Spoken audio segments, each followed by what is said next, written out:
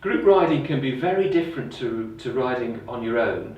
So what can riders do to stay safe? When a solo rider learns to ride and the passages tests and everything else, he becomes very used to working with systematic approach to junctions. So there's various systems that are built into these people so they can help organise the way they're going to deal with certain types of hazards.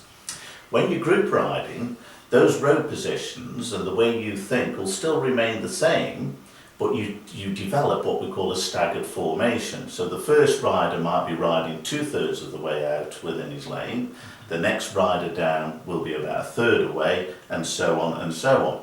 Now the distance that they need to leave between each other from a safety point of view is at least 2 seconds between the first rider and the third rider, because he's further behind, he's in the same line as the first one.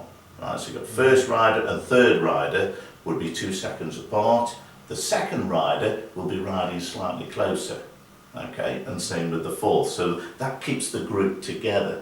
Now the thing that's important about all of this, work with your systematic approach to all your junctions, your hazards and everything else.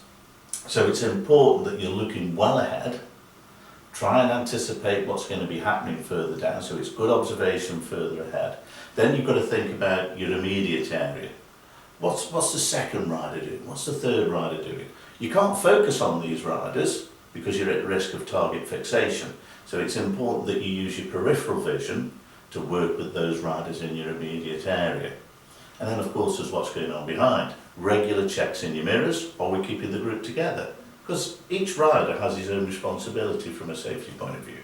So it's important that they work with a good systematic approach to the way they're going to ride within that group.